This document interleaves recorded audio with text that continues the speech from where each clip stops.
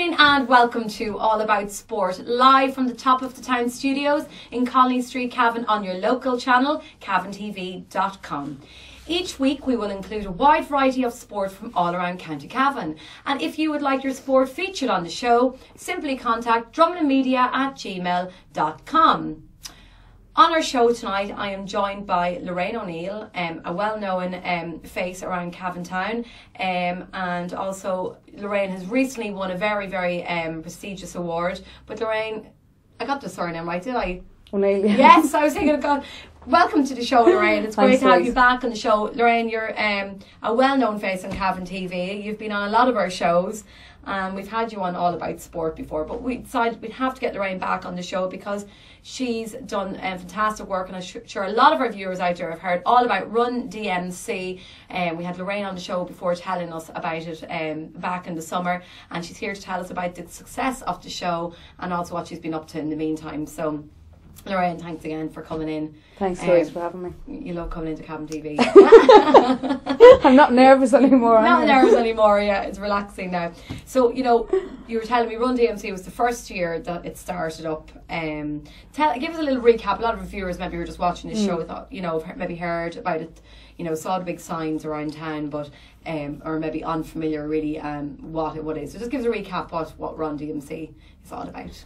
Well, Run DMC last year, 2011, a neighbour of mine, Sarah Hayes from Hills, did the Dublin City Marathon, and she came back with substantial amount of money, and I thought, you know what, I wonder if I done that, would I raise as much? So started and said it to a few people, and they kind of laughed, saying, oh, you'll never do a marathon. And then I kind of thought, oh yes, I will do it. And then I started getting the idea of putting it up on Facebook and saying, could I get more people to do it? We ended up having 56 runners training for the marathon and running the marathon October 29th. We started off training the 21st of February this year, like 2012, and trained all summer. Starting off training twice a week, to 3 times, to 4 times, to 5 times. You know, you have to build it up, and you have to put the time in. Run DMC stands for Run Dublin Marathon Challenge for CF. Obviously it's for the Cavan branch. We need facilities in Cavan General. We need outpatient and inpatient facilities.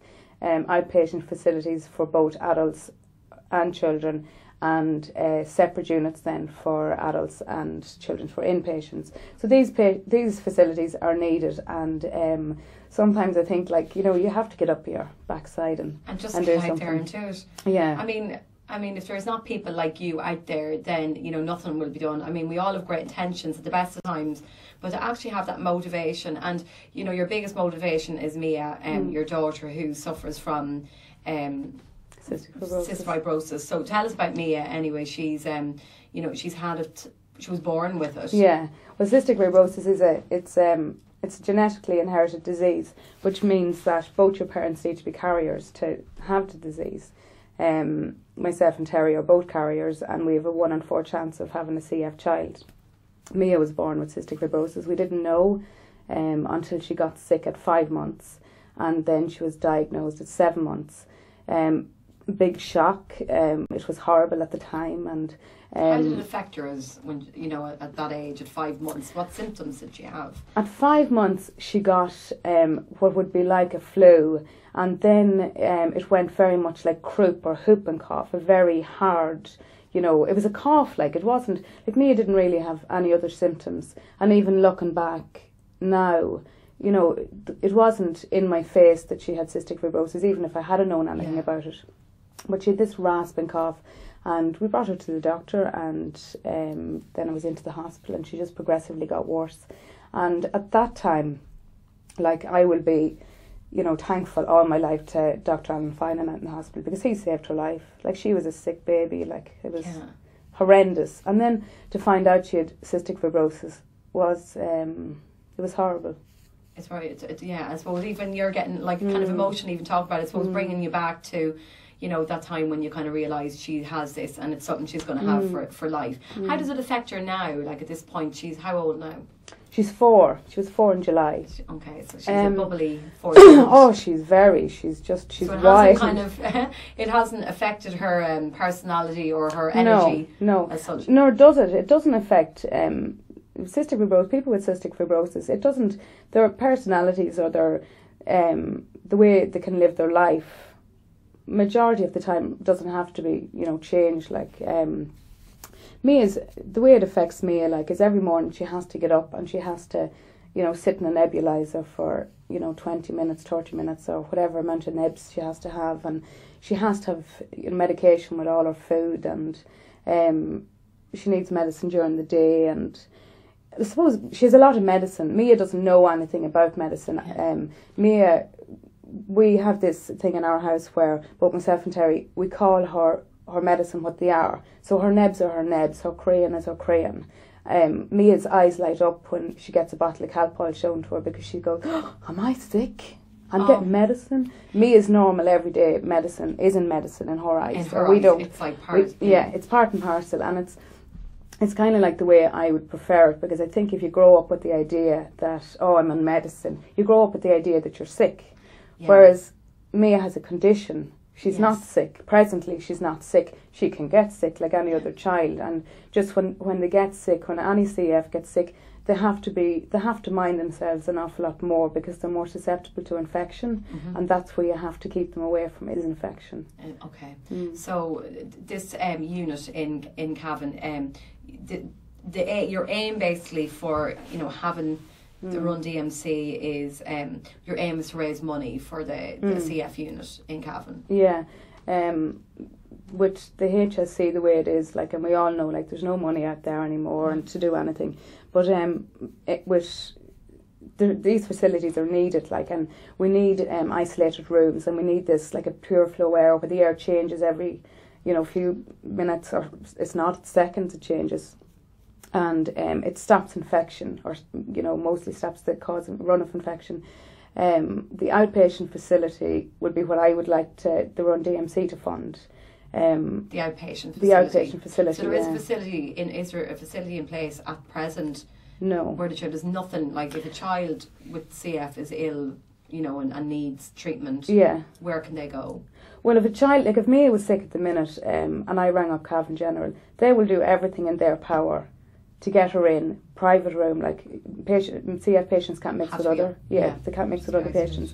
So, but if I rang now and said I needed a room, they will get me a room, like by hook or by crook, because that's what the staff in Cavan General are excellent. Like, that's not a problem. But what we need is that these rooms are there already, that they're not pushing other patients out that are sick, like, and that these rooms are specifically there for them, and the air changing is needed, because that stops the risk of infection and cross-infection. How much money is needed to have this facility and this unit in place? I mean, where do you get a figure from? Who do you go to say, well, we need this? How much is the HSC prepared to, if the fundraising is in place and the money's there, will they go ahead with it? Can that all be granted? Well, at the minute we're working with the CF branch, are working with the hospital, and we're together working to get plans sorted for facilities. It's looking good. We're going down the right road. There is light at the end of the tunnel. How much is it? Final figures we haven't been told. We have been told figures, and there's a lot of money to be raised. Like, you're talking about over the $1 million to be raised. But you've been telling me, your aim was to raise 40,000. Yeah. And we're over it. You're over it, so you're not going to reveal the final figure because until the night. It's a surprise for the Fab 56 who took part in the marathon and everyone who got involved. But even to have that figure of 40,000, it's a lot of money. Like, a lot still can be done. Maybe it just feels like a drop in the ocean at the moment, but it's something. It's working in the right direction. The money will, how many years is there? Kind of a time scale on how long you hope it'll take to kind of get the ball rolling? Personally, and I speak very personally when I say this, but I would hope that facilities were well underway out there in 2 years' time. And everything in my power will you know, I will push it along, that it's like that. But I think in everybody else's power out there as well, you know, we all need it. Yeah. In Cavan we have 26 people in our books, like with cystic fibrosis.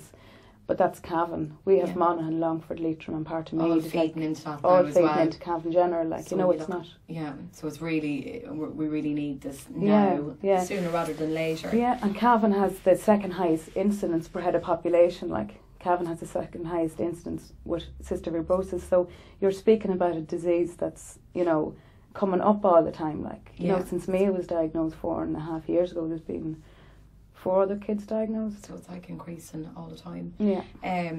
You know, just to, I suppose, bring it back to the whole, I mean, the idea behind the Run DMC, it brings back to that, because I suppose, the whole sports side of the whole fitness, and it's okay saying I'll do this marathon, the Run DMC, but actually getting that amount of people to do it, to get out there and get running. And I suppose, tell us about, you know, the Run DMC and, you know, who got behind it and the training involved. Well, when we started off like that, it was an idea, and before we started this, like, I wouldn't go out and walk, nothing. I didn't walk, I didn't run, I done no exercise. I'm allergic to the gym. I think I get a rash if I go probably into not, it. you know, and I'm sure lots of people are watching, and as much as we are, you know, you really feel, I really want to go out, and I, you know, no more than myself, I'm going to get up today, I'm going to go out and do it, but it just doesn't happen. I don't know. No, it takes time, it takes effort, and it takes patience. Like, it takes something just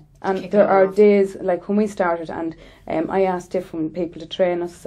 James Murray, he's a strength and conditioning coach from Cavan, and James trained us, and I'm telling you, there was times I wanted to, you know, just give up, and, you know, it'd be so easy to give in. Everybody that started, like, out of that 56, there's 40 of those runners at least that never ran. They were the same as me, that, you know, and even couch potatoes. Like, people that would do, like, I would be actively fit. I'm always going, I'm always moving. But as for, you know, putting a pair of runners on me, I didn't have a pair of runners. Okay, right. You know, so I don't have tracksuit bottoms. It wasn't, I wouldn't be one that would come into town to relax and I would have a pair of tracksuit bottoms to throw on. No, I didn't have. So the likes of having this fundraiser had great benefits on your health and on the health of 56 others, as you're saying, people who've never been motivated to do something, but the fact that a fundraiser can promote, you know, a kind of a positive way of becoming fit and healthy, and maybe obviously, you know, meeting new people. As you said, a lot of people were maybe couch potatoes, a lot of people may be suffering with their health, and, you know, as we said, you know, we are always kind of talking about, you know, the benefits of health in this show and fitness. And I suppose, you know, people who suffer from depression, people who are in a little cocoon or can't get off the couch, you know, I'm sure it's some wonders for them, and they're probably very thankful. It brought on an awful lot of different things, like it brought a gang of people together that never knew. Like, there was people that worked together that didn't. No. They knew each other, but they didn't know each other, and now, like, they're as thick as thieves. Like, you know, they're friends. Like, and it brought every community together. Like, we had. It wasn't just Cavan town, like, it was the whole area of Cavan I had runners from. And it was great, like, and you see them all out together, and, like, I could see them going around town on a Saturday now meeting for coffee, and as far as that's the friendliness side of it. Funny enough, around the time I knew it was coming up and I was driving through town, I did see kind of bunches of people, and they looked like they were doing serious runs. It wasn't just a ride for a walk or a kind of, but I was kind of thinking at the time, they're in preparation for this. This is their kind of last chances to get out for the big run. Tell us about you've had great praise for James Murray, and he has been involved in the whole fitness side of things. Tell us about the fitness involved, you know, what he's had to do many times a week. You train, but other fitness aside from that, the running, and we'll talk about maybe diet, and, you know, was there anything he kind of wanted you to, any lifestyle changes he wanted you all to make? You could eat. You could actually eat. Because you're burning unbelievable calories when you're... So what did you start off? Like, how many kilometres did you all start running? Like, I mean, how did you start and build it up? We started up in Breffni Park. Breffni Park, fair play to them, give me the use of their grounds from February until last October. And we started on the track, and it was just a matter of going round the track, like, starting off maybe 10 times round it, which sounds like easy. to go around it once. Do you know how many kilometres? I think it's, and I could be wrong here now, but I think 3 times around it is a mile. Okay, right. Now there's probably one shouting, no, it's not, it's more, but actually feels like 3 or 4 miles. Every one of those feels like 3 or 4 miles. But the first time, the first few weeks, it was just going around the track. And then we had a little bit of circuit training, and then we had tempo runs, which I had never heard of before, and I despise them. They're horrible, but they're great. A tempo run is where you put up your running by 10% or 20%, and like not a sprint, but you're putting up your pace, so you're pushing yourself that bit. You're pushing yourself out of your comfort zone. So first of all, we started off running. My first evening up in Breffni Park, we ran around the track, and I was at the front of the whole runners. And James was, yeah, come on everybody, just run. And my first time round it, I was grand. And the second time round it, I wanted to get into a hedge and get sick. I couldn't do it. But it's gas, like this second evening a wee bit better, and the third evening a wee bit better. And you do build it up. And then the sprints and the tempo runs bring it on another wee bit. But we had to learn how to run. So you'd be just doing a kind of a run and then doing a sprint for like, and then a run again. It's actually not a sprint, it's a tempo run, which you're just pushing yourself. You're coming out of your comfort level. So you have a comfort level for running or jogging. So you just come out of that a little bit more. Okay, and then kind of speed it up and push yourself. Yeah, and then circuit running, and then just learning how to stretch properly and learn how to warm up properly. Which is a big thing. I think massive. I know so many people who are, just go straight out and just start running, and that's or doing exercise. And I suppose that's the biggest cause, of injuries. And people don't think, do a bit of a stretch, and I see it all the time. And I suppose from working in gyms and stuff, and you're thinking stretch properly. It's so important. Like, and I mean, I'm even, I've also done it myself. Not properly stretched, playing football and stuff. We're all guilty of it. We really are. We don't give enough time, but there's a huge focus on the importance of. So we learned that. We learned first. We learned how to run as well. We learned how to breathe properly. How to breathe properly running. Like the first evening, I was out and shoulders up and arms up to my face, and you can't run like that. You have to relax yourself as much as possible. Yeah. And we had Peter Walsh, and Peter Walsh he's in the army. Peter has run several marathons, and he came down and he talked us through it, and it was like a good cop, bad cop, James and Peter. Who's a good cop? Peter, nice Peter, and then James. Oh, James. But James was brilliant. Only for James Murray, the majority of people up in that field, up in training in Breffni, would not have completed the marathon, and we all would give out about him because he was so wicked. But that's what trainers do. So James, if you're watching, we love you, James. They love you really, but I mean, you got to be cruel to be kind, and I mean, absolutely. He obviously had the right strategies in place to kind of push the everybody and catches over that finish line. Yeah. How far is the marathon? Like, I mean, how many? 26.2 miles. I just feel like falling It's off from the chair here to that. Carnaross Mart. From here to Carnaross. Oh my goodness! Carnaross. Yeah. In Meath. Yeah. So you ran that far. Can you walk? Like, did you stop for like kind of power walk it? Or like I walked most of it. Yeah. I got injured at 5 miles, and I ended up walking from 5 miles. So my time was long, but my aim this year was just to complete it. Yeah. If it had taken me 24 hours, I didn't care. The medal's the same. The medal, you don't get into a different category. No. Oh my gosh. But next year I'm going to aim for a time. We're going to do it again next year. We're going to come to that in a minute. Yeah. Oh my gosh. Well, so next year I'm going to aim for a time next year. Yeah. Now, not for a realistic time for me. I'm going to aim for, I'm hoping 5 hours. This year it was 6 hours 25 it took me, which is a long time. But most of the runners, like, they've done fabulously. Like, I'm going to the gym and I'm doing, saying I'll do 3 kilometres in 20 minutes and thinking I'm doing, like, I mean, okay, it is a great start, but I mean, 3 kilometres in 20 minutes, we're talking about 26, whatever, in 5 hours. I mean, I have a long way to go, Lorraine. But look, I had the same, I'm telling you. But it was so funny, like, this is, like, when I tell you that I didn't walk, I mean I didn't walk. I wouldn't go for a walk. And yet, near the end of it, and all the runners would tell you this, that when we'd meet up, we'd say, well, did you go out running? I done nothing, I just went out and done 5k. And you were saying it going, am I after saying that? I just did You know, 5K or I again. just done 10K. Yeah. It's just so, but you feel great. That is the one thing. Running is addictive. And I would never have believed that. And if anyone had told me this time last year that you're going to start running and it's going to be addictive, I would have laughed in their faces. Chocolate is addictive. Yeah, but running it's not like you don't get the pleasure, but you see the results, you see your body change, and you feel good, and you've got more energy. Yeah. You know, it's unbelievable knock-on effect. I mean, and overall, you know, it's so good for you, and it's so good for women. Running is so good for women. It helps keep away osteoporosis, or whatever way you say it, but it helps anybody with osteoporosis going, because it strengthens your bones.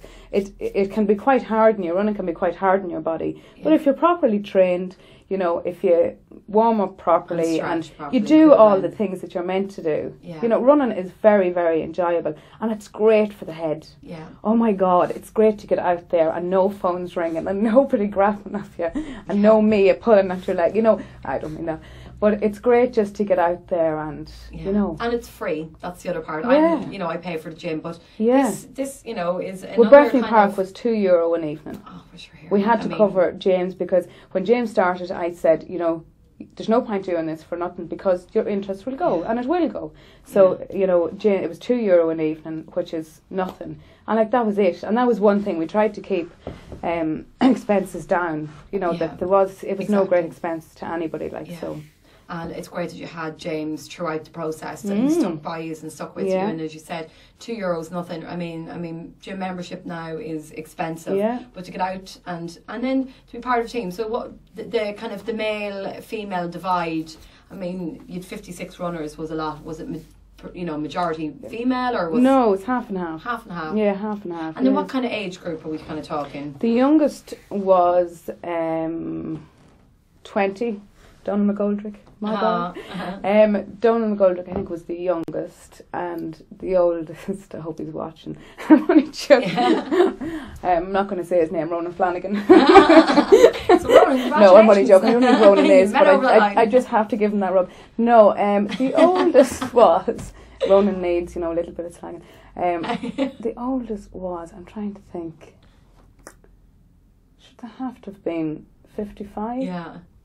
So this is something that, you know, everybody could do, and like slagging Ronan Flanagan there, and he shouldn't be, because Ronan's a great fella, Butlers Bridge man, Killishandra man, actually living in Butlers Bridge, but Ronan never ran before, and always wanted to do a marathon, bucket list, you know. So it's not that you can reach 40, like I'm tipping the door of 40, and it's not that you can reach 40 and think, oh well, I can't do it now. Of course you can. Yeah. It's never too late. Never too late. What type of feedback did you get from all the runners and the kind of the team involved? Oh my God, it was great. Like, they're such a good group. Like we haven't met as a group. Like, we were meeting all the time. We haven't met as a group. Like, from that, really, a little bit. We did one fundraiser where we met up, but not at all. Since the marathon on the 29th, you think a lot of you have kind of stopped running, or is no? They're all, a lot of them are still, a lot of them, a lot of them are going to do it again next year. But the group, like, you'd so miss everybody. Yeah. Like, you really would. Like, at the minute, like, I was just speaking to a few runners there at the weekend, and I was just saying, it's actually, you feel as if party is gone. Yeah. You so know, you do, because you spend so much time kind of with these people. And these people become part of, like, I know it sounds really cliche to say, but they actually become part of your family, like. You're seeing them all the time, like, and we all went through it, and it was so emotional. Yeah. It's one of the most emotional, bar having Mia, like, you know, going through having a baby and going through labour and all the rest. It's one of the most emotional things I ever went through. I bawled. So I mean, and that just goes to show the kind of effect. Yeah. You know, the Run DMC, you know, is obviously something special there. But the reason I had to get you back in on the show, Lorraine, was you've been recently. You were not only you were nominated for the Volunteer Ireland Awards, which took place only last week.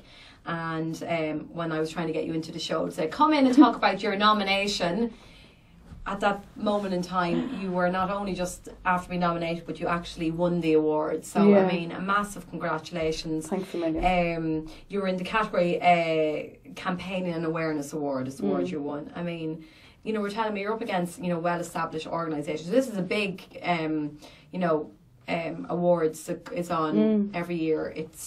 And, you know, who nominated you? How did it all come about? A few weeks previous, I got a phone call from a man, a Colin fella, I think his name was, on a Thursday evening, and I absolutely thought he was joking. Like I said, there's somebody really taking the mickey here. He'd said that I was nominated for an award for Volunteer Ireland, and it just kind of roller coasted from there. Like, the Celts were ringing looking for like an interview to see would I say anything about it that they had heard. But what had happened was that a lot of my runners, different people from Cavan and I believe CF patients had nominated me for nice. this. Yeah, like, it really is. But I mean, to think that, you know, we all know of lots of other like well-established organisations, and the Laura Lynn was one you mentioned. Yeah. But you know, you're up against these well-established organisations, but obviously the judging panel saw something in what you were doing the first year, and it was such a great success, and they probably can see a real future, you know, in this. So we actually have some photographs now. We need to show these before the end of the show. Brian, when you get them photos up for us, you can talk us through them, Lorraine. Yeah, that's me. So yeah, so there's the photograph of when you're receiving the award. Yeah, from the Lord Mayor of Dublin. The Lord, so that's Leisha O'Murray. And so you tell us about you were speaking to Lord Mayor. He was gas. He's only a young Lord Mayor, and he came up actually to speak to us. Yeah. And obviously with the chain around his neck, I said to him, I said, are you the Lord Mayor of Dublin? And he says, I am. And I said, God, I said, you're young, aren't you? And he says, yeah. He says, I probably am. And we were just chatting for a little while, and he was just explaining, like, you know, what he was doing. And, you know, then he asked me a little bit about the run, and I had heard about that so many people from Cavan had come up and ran, and he knew about it, which was lovely, like. And then I was joking with him, and I was saying a good fundraiser there. I said, you have the jewellery. I said, I'm a barber. I said, I could do your hair like Mr. T. I said, and there we go. I said, €1,000 fundraiser. Yeah, so there you might have the Lord Mayor of Dublin in Cavan. He invited us all. He invited the myself and all the runners up to Mansion House for a day. Oh wow! We definitely should. You know, take him up in that, because up for pints of Guinness. I think so, and it's lovely where the Mansion House is. There's a lovely restaurant beside the fire, and you could have a nice. We're there. There Louise, you go. Come with us. We're there. You know, the judging panel on the night. How many people was on the judging panel? The judging panel was judged beforehand. The winner was picked before that. The only judge that I recognised was the gardener. Yeah. The Irish gardener. Oh, what is his name? I know. I think I saw him on something recently. It's going to go off my head, but yeah. Jerry Daly. No. This is good, isn't it? But I can't think of his name. But it was a panel of 5 people, and it was judged before. Like, the winner was picked, you know, before the night. But my the part that I was nominated for was campaign and awareness. There was a David Prendergast who had raised a lot of money for the Laura Lynn Foundation, and I was sure he had it in the bag. Like, I didn't think for a second. So you never kind of, you know, put your. But, you know, we were delighted. I was delighted when I kind of saw the picture of yourself and Claire Byrne from TV3. Lorraine, you know, your aims and hopes for 2013. What's next for Run DMC? You know, you obviously want it to be bigger and better. I'm going to organise it again. I'm going to organise the same again. I'm going to get on Facebook and get on wherever and get on the Celts and get on here and see how many people I can, you know, get out there and, you know, nearly put it across that everybody can do a marathon. Everybody. And the best time to do a marathon is with a group of people, and all my runners will tell you that. And a few people that had ran marathons before would have said, you know, it was great this year. You know, I had one runner, and afterwards he said that was my best marathon. Because it was such a good group, such a close, good group of people. Well, good, you've really, you know, I'm sure that you've really made me feel I really want something. I suppose we all, as you said, there's a marathon in everyone, and I'm sure for any of our viewers out there watching, Lorraine, if you want to get involved, who can they contact, or you're right in the centre of town. Yeah, they can always contact me. I will have it. Tell us into the camera if there's a website, or if you want to donate at all. Any donations this time of year would be very welcome. You can always catch me in the salon in Main Street Barbers in Cavan. You can always phone me. My number is 08682 91561. You can email me on Lorraine O'Neill 73 at gmail.com. You'll find it'll be on Facebook, it'll be in the Celt. When I'm looking for runners, you'll know. You'll be coming looking I'll for you. find you. Lorraine, would you like to sometimes just before we wrap it up, see how quick this show just flies by when we're having fun? Who would you like to thank, Lorraine? I know a lot of people have been very good. I'd really like to thank everybody, all the Cavan people out there that, you know, put your hand into your pocket and helped us. I promise that every penny that we have raised will go to our fund. We will get what we want. I thank Cavan TV and Dublin Media, Mel Doherty Signs, Cavan Abiset Printers. There's loads of sponsors. I could sit here all night and thank people, but just to know that I know who you all are and you will all get thanks. Thanks a million. Oh. And anybody that wants to run a marathon, eat your fill at Christmas. Eat everything and you want. Be ready for the new year. Lorraine O'Neill, you're an inspirational lady.